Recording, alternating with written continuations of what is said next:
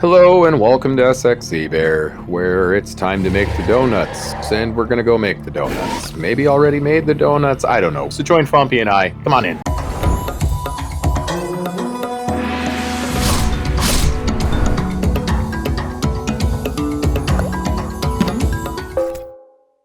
So it's at this point where Phump and I have a conversation of, again, cool, we've done all this stuff.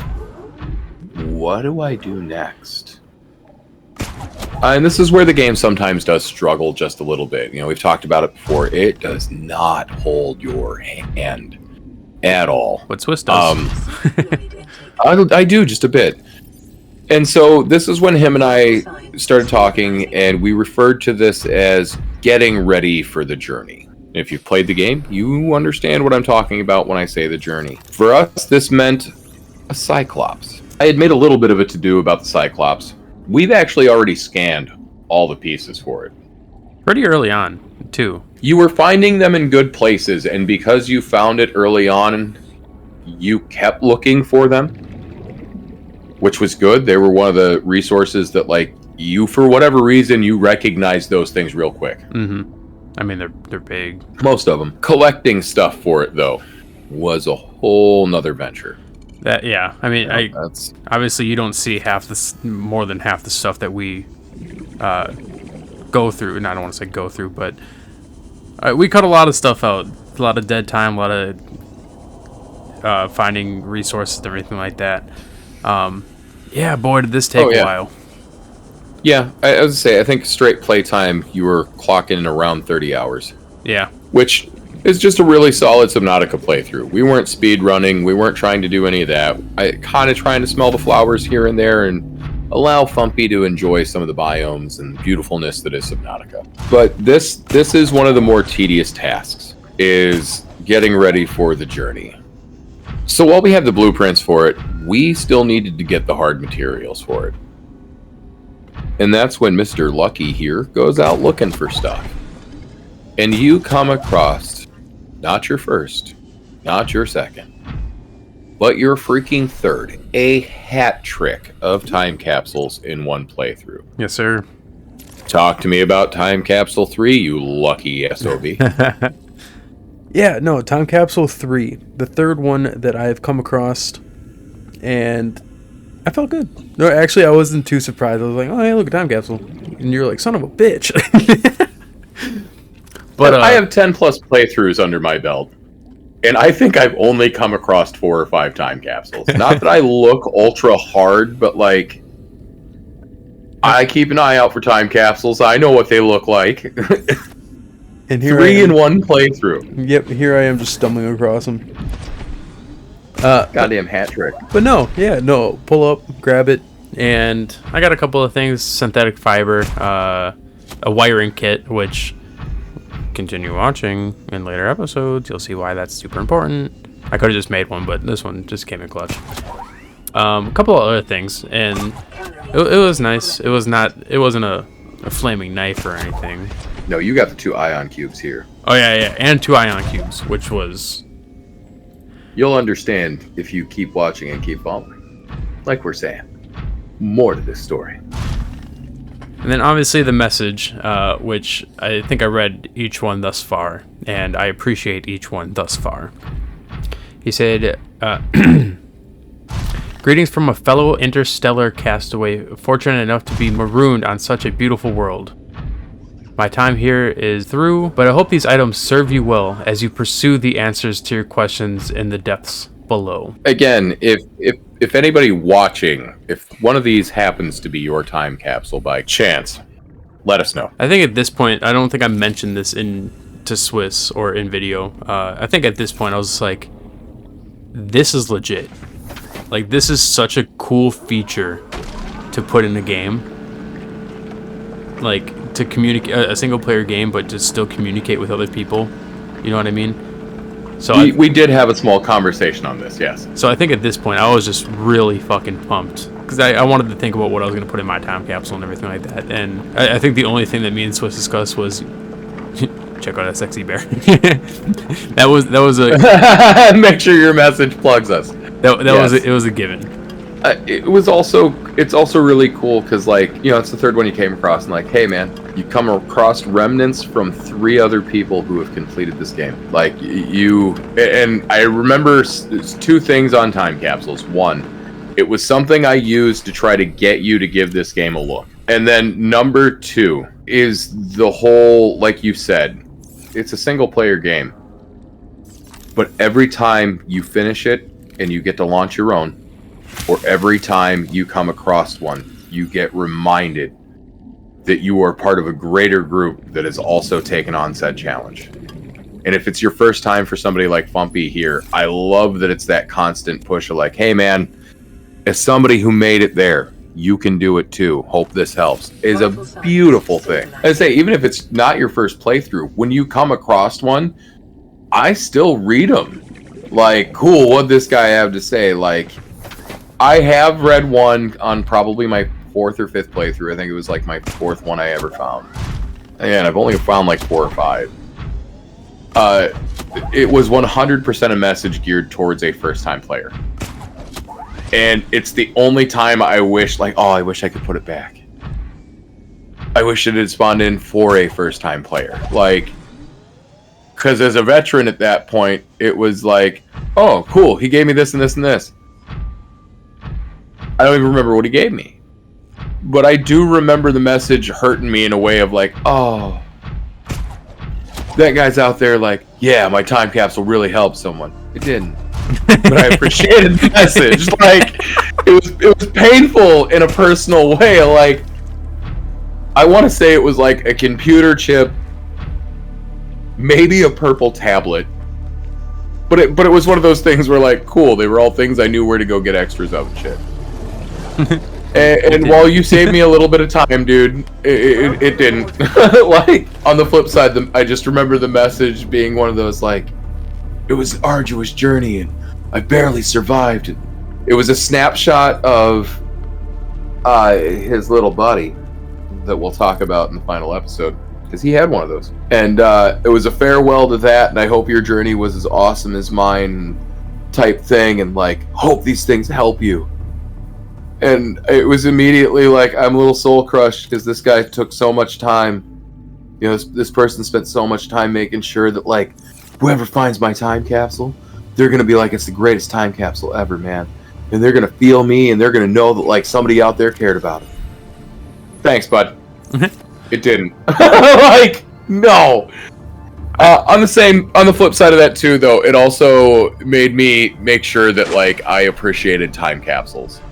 And that's the thing too. It's like, obviously, I only came across 3. You came across a couple. None of them are like dickish. Nobody's fucking around. Everyone's actually saying either what's genuinely what they think the game about, what's on their mind, just being helpful. Like the one that we got previously, it's like, if you're going through dark times, there's always light, or blah blah blah blah blah. Like, people are just genuinely nice and it's in somewhat of a way united. Like, it's just, it's nice. I don't disagree, however, being the bear that I am, you making that statement automatically put my brain to the polar opposite of, dude left me a time capsule with 6 dead rotten fish in it. Or, yeah, 6 rotten cooked fish and one of those alien turds. And simply said, if you pick this time capsule up hoping it would help, get good, scrub. Which, don't get me wrong, like, through my 5th or 6th playthrough, I would probably do something like that, because imagine a time capsule full of shit. You're not wrong. Like, that is 100% the time capsule I want on my next playthrough, is just some dude that, like, it's 2 flares, a water bottle, and, like, 3 used batteries. They're just completely empty. And a message that just says, I didn't build the trash can, so here's my trash. Good luck. I want that on my 15th playthrough, because at least then when I grab it, it's one of those like, awesome, I didn't need your shit anyway. To get that on your first playthrough, though, would be one of those immediately, like, I just uninstalled the game. This is the core audience. I'm good. Like, I put 5 hours in, and I came across one of those time capsule things, and it was There was nothing in it. It wasn't even a picture. It was just a message that said, "What did you want?" No, you're not wrong. The time capsules are a beautiful thing, and it shows you what the community's actually like. You're not wrong. So we get your resources after we find your time capsule. We got some of the resources we need. We need to find a few more though, and you're itching to go play with Hector anyway. So you want to go drill some resources? Take me on your journey to go drill resources. So yeah, with the needing to get resources and everything like that, and Swiss wanting me to experience the climb, we dive down. It's a thing, man. You find out. Oh, it's a thing. We've dive down with the prawn suit to the Lost River, all the way down, as far as we can. And obviously we started mining some resources.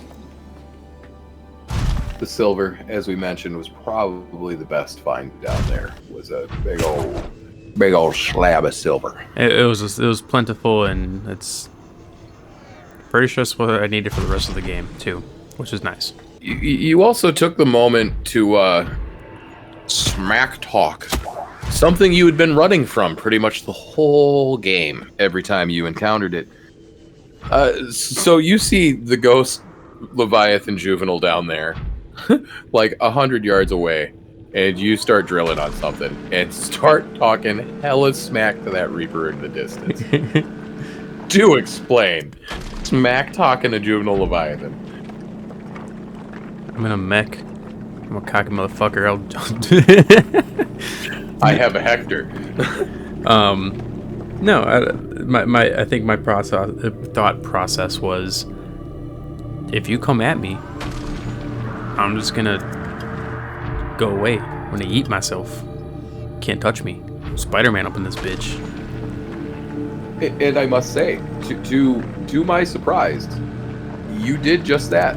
At some point, you lose sight of the juvenile Leviathan, and I noticed you lost sight of it, but didn't say anything. Take me through the next few moments after losing sight of the Leviathan. The only thing I remember is a very close scream. And I was like, nope. And I was gone. You did your best Uso impersonation. That was a forever style yeet all the way down to the next level. You didn't stop. For the first time ever, you didn't turn back around to see how close it was or wasn't. Which is so unheard of. we can't tell you. We can't tell you how close he was to being attacked, because this time he didn't turn around to get attacked.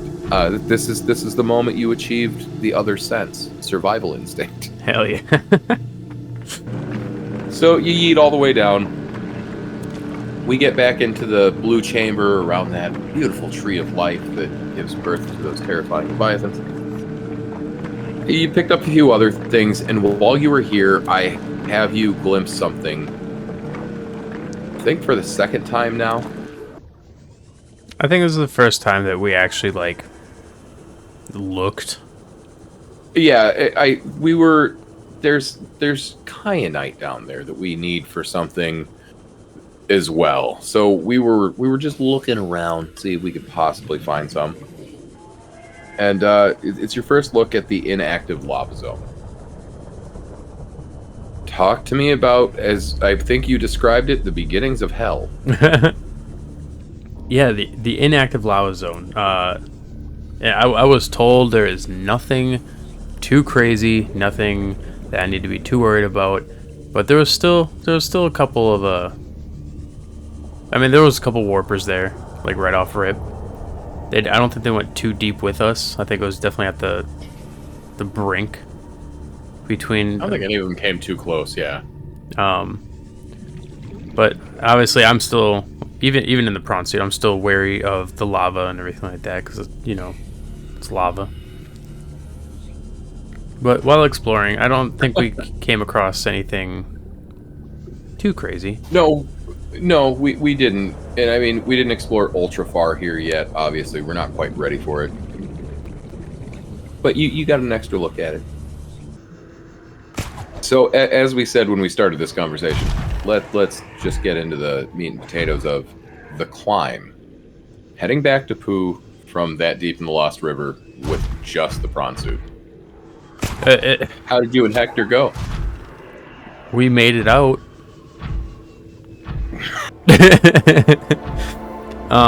Period. End statement. Conversation done. Moving on. No, I mean, it was as dreadful as I thought it was going to be. No, it wasn't. I mean, because at this point, I've worked with Hector. We're good friends now. We're a good tag team, and no, I understand how the mechanics of the prawn suit work a little bit better at this point. So, obviously, grapple, get up there. As soon as like you get to the point where you grappled, let go, boost yourself, rinse and repeat. You know. So it was kind of a hassle. It was semi annoying. Not that I wanted to do this again. I think that was the one and only time I went down and went up with prawn suit, right? So what we had talked about during it, and part of why I had you do it was, a Cyclops is literally only needed for one piece of tech. You don't have to use a Cyclops. You need to build one because there's something you have to build using it, but you don't actually have to use or do a damn thing with the Cyclops if you don't want to. For you on your first playthrough, I definitely thought it was going to be smarter to have you do the Cyclops. And when you asked me what the alternative was, this was my response was, I load up my prawn suit and myself, and I just make the trip with the prawn suit. And you were like, what's that like? Well, you know, I'm not going to have you go all the way down to the lava zone necessarily. You know, I'm not going to have them trek all the way down there because we're not ready yet. You don't have all the stuff for it, but I wanted you to at least experience a quarter of that journey coming back up. You know, I mean, now that you've finished the game, let's just say it quick here. Can you imagine trying to come all the way back? No, that would be, especially how like you go down, but you also go like far. So, no. Yep. With the amount of like how much you have to traverse, no, that's rough. Well, and I mean, I guess I'm gonna call it like advanced prawn suiting. Yeah. Give me when you get comfortable enough with what you're doing and where you're going. Give me like 2 more playthroughs and we'll talk about it. Yeah, I was gonna say that decision makes way more sense because it's more about I don't need to go down there to explore, to build things. I already have the things. I need to get to the place. It's a slight change in priority of what you're doing. But no, that was the whole reason I wanted you to experience at least the climb that way of, hey man, if you want to do it that way, we can, but like, I need you to be real okay with a legit dungeon crawl in this thing. Like, it is what it is. And that's another thing too. I think we chose the Cyclops because there's a lot of things in this playthrough that we decided not to do, forgot to do, or what have you. So I think Cyclops, I think people in the comments would be like, dude didn't build the fucking Cyclops. So I think that was one of the bigger decisions we made too, was I feel like this is like a very rite of passage is to make the Cyclops. Well, and I mean, my first playthrough too, I used the Cyclops this way and everything. And I mean, I'm ultra grateful that I did that first time. However, like I said to you when we talked about it, it also let me know that this was the last time I wanted to try to do this. I had no interest in, we'll see that in later episodes, in doing that multiple times. So we got all of our resources, and I think it's time to, build what we've been talking about. So we get back from the climb, and we really think that there's only one thing we got to do yet. This left us with one very important resource to go get, and it's the reason this is a whole sidebar on itself, because this was quite an in-depth process to have to do and learn. Stalker teeth. We need enameled glass. Phumpy, our first thing is just trying to drop titanium for them. Yep. Yeah, you told me how to go about getting stalker teeth, which is they'll pick up scrap and there's a chance they'll drop a tooth. So, as simple as that sounded, I said, cool. I think I grabbed about like 7 pieces of scrap, put them in my hotbar, started dropping them. To no avail. Nothing was happening, and I think we spent a solid 20 minutes before we're just like, what the fuck? And I even remember saying to you that I had come across some information someplace, another video on YouTube. Imagine that. Like and subscribe. And it had said something about there being a drop rate to the metals. And so the metal scavenge, depending on the design it has or the look that it has to it, there's 4 different ones in the game. 3 of them have a 25% drop rate for stalker tooth when it gets picked up. 1 of them has a 0. And we realized after we switched tactics here to what we're going to talk about, that the vast majority of the metal that he actually had in that pile was the 0 drop, and that's part of the reason we weren't getting anything, because like the only thing the stalkers were interacting with were the 0 drop chunks. And I was aware of it, but I didn't know what they looked like at the time. So we swapped strategies. Thump, talk to me about the grab trap strat. Grab trap strat. Beautiful name. No, so after being a little frustrated with a game and not really sure what to do, I think I did what majority of people playing games would do. You're stuck in a game. We YouTube it. So I looked up easy ways to, get stalker teeth and everything like that, and it was suggested to do a graph trap. So we watched the video, and the process did seem kind of easy enough, so I was like, fuck it. I mean, at no point was I ever going to build a graph trap. There was no point to it. Swiss didn't knock it, but he was just like, there's not really. What the fuck are you going to use it for, you know what I mean? So, well, and that's just it. So for me, knowing about the metal was because the last time I looked up farming stalker teeth, there's a specific type of stalker who drops teeth a little, or picks up metal more frequently, knowing to avoid that one type of metal. So it was like, cool, you just drop these and you look for a stalker with this behavior and he's going to drop extra teeth and he'll attract a few others. Cool. When we went and looked it up for you, I had never seen the grab trap strategy. I've never bothered to build a gravity trap because I didn't, at no point did I see anything that I thought they were, ooh, I wish I had one of those for. right. Till now. So yeah, we go back to Pooh. We build the graph trap, and again, me and Swiss at this point never used it, so we're just like, okay. So I just drop it randomly, and shit started getting attracted to it. So I was like, cool. I think I understand the concept here. So we go to find a wide open area, stalkers, and get them all attracted to it. Throw some metal in there. And yeah, I mean, it worked wonders. I think I left there with at least 7 stalker teeth.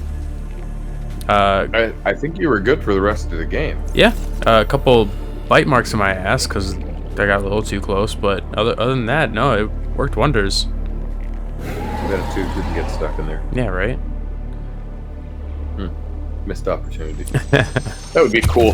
That would be cool. Get bit by stalker. Hear the ching. Look in your inventory. Stalker tooth added. Like, that would be kind of broken cool. tooth in my butt. But with this, and I'll say this with the grab trap too. I've always read the definition. I never built one, and I've never seen a video really using a gravity trap. So I didn't know what they actually did. I did not expect it to grab the stalkers like that too. I didn't realize that it was just going to create a black hole in a sense. Yeah. I didn't think it would do it quite that way. I didn't realize it was going to leash them. I thought black hole. I was thinking spinning vortex. I didn't think leashes and pulling in. So yeah, hats off to the gravity trap. It's got a use. I see it now. And thanks to that gravity trap, we finally have what we need to build it. To build what, Swiss? So, I mean, it's a Cyclops, but you gave it a different name. But yeah, no, we grabbed the mobile vehicle bay, and we have all the things for it. So hop on, click the Cyclops, let it get built. Holy crap! I was told it was gonna be big. I didn't think it was gonna be that big.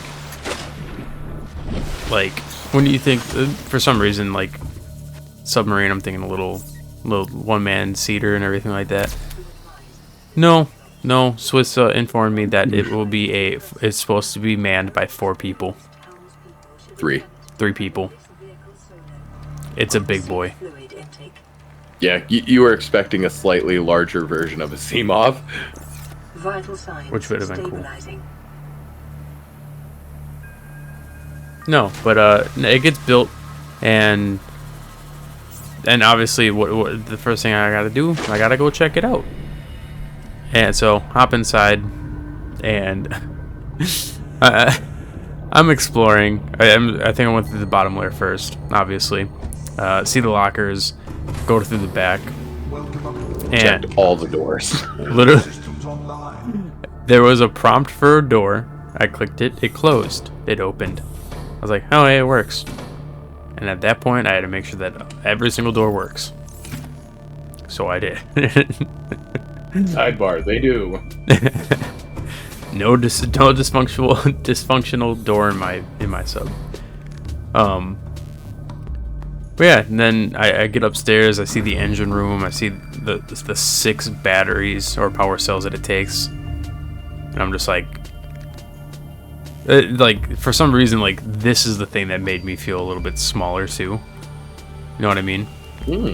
Yeah, that thing's massive. Yeah, and I remember Swiss telling me, it was like, this is practically going to be a small base for you. And I was like, interesting. But yes. Then we get up to the control center, and my ADD brain is very overwhelmed with all the buttons and stuff. And I'm just like, I think I turned the lights on and off again because I could. Yeah, you do. You have a love of turning lights on and off in games.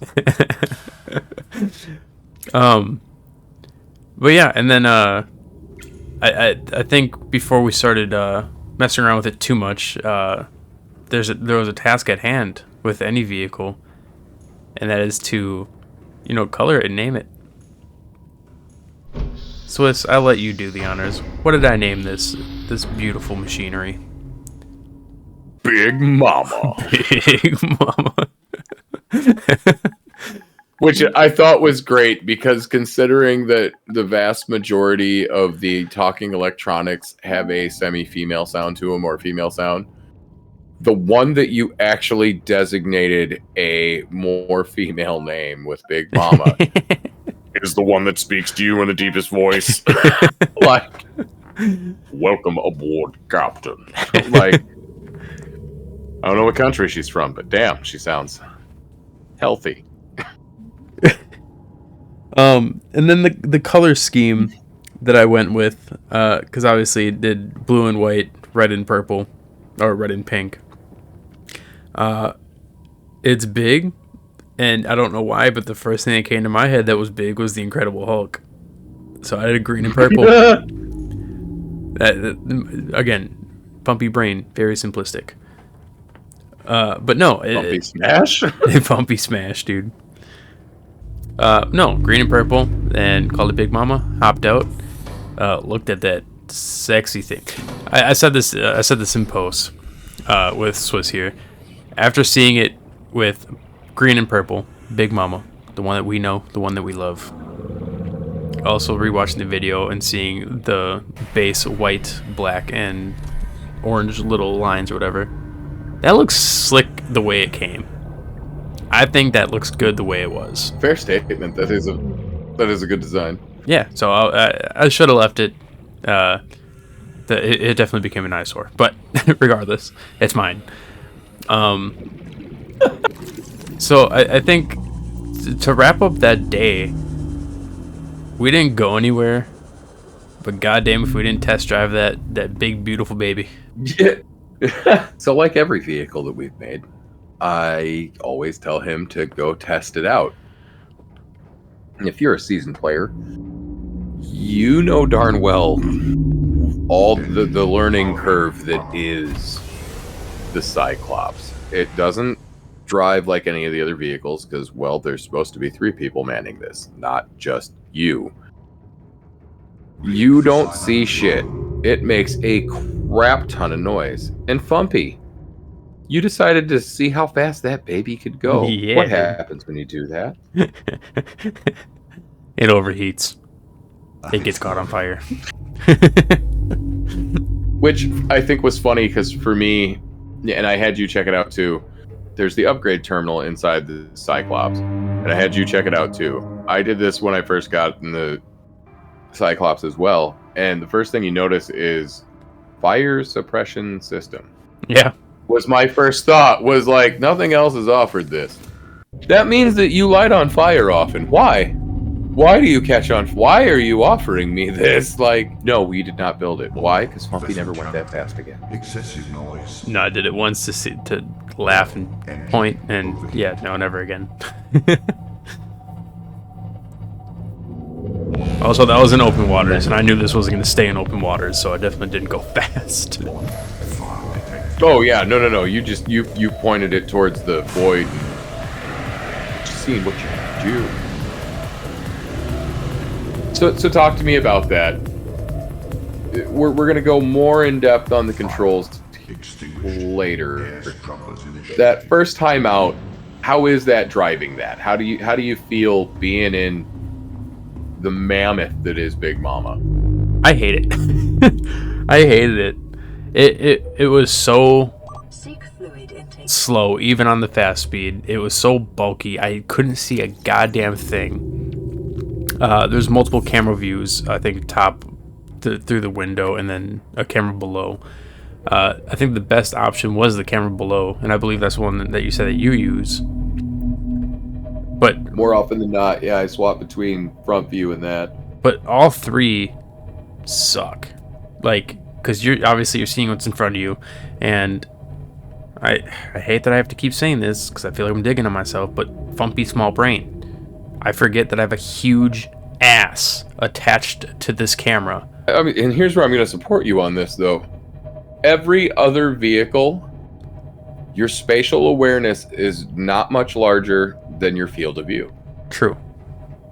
You are towing a freaking semi-trailer behind you with this thing and have no way of seeing it other than the on-screen display when you do get close to hitting. Mm-hmm. Again, we'll get deeper into this as we go.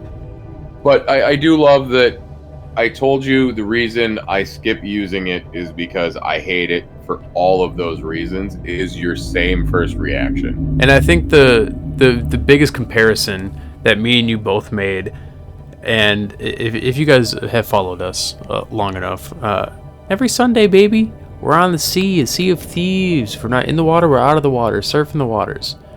And goddamn, if this thing wasn't the Brigantine, the 4-man ship in Sea of Thieves, this thing is galleon. Yeah, the galleon.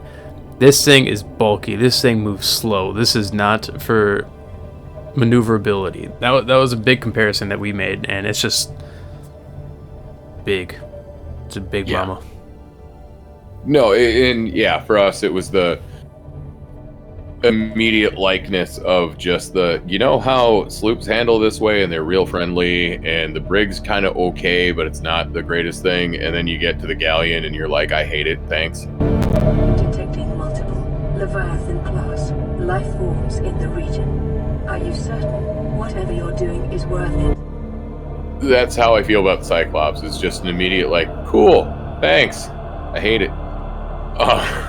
The next step in that though was me telling you, you have a moon pool in this thing. You actually dropped yourself down into it and were like, what the hell is this room for? I can't do anything in it. And I'm like, it's a moon pool. And that's when you docked Hector and Big Mama for the first time, making them one. Yep, I docked Hector and Big Mama. Let that sink in. Let it float, because it's a submarine. Anyways, yeah. That was I think the ending task for that day was we put Hector in Big Mama because we knew that these two were going to go far. But we didn't know how it would end for both of them. And you're just going to have to find out in future episodes how it ends. And it's worth it. I promise you it's worth it. It's fucking stupid. It's beyond fucking stupid. One is our own doing. The other one is not. Find out.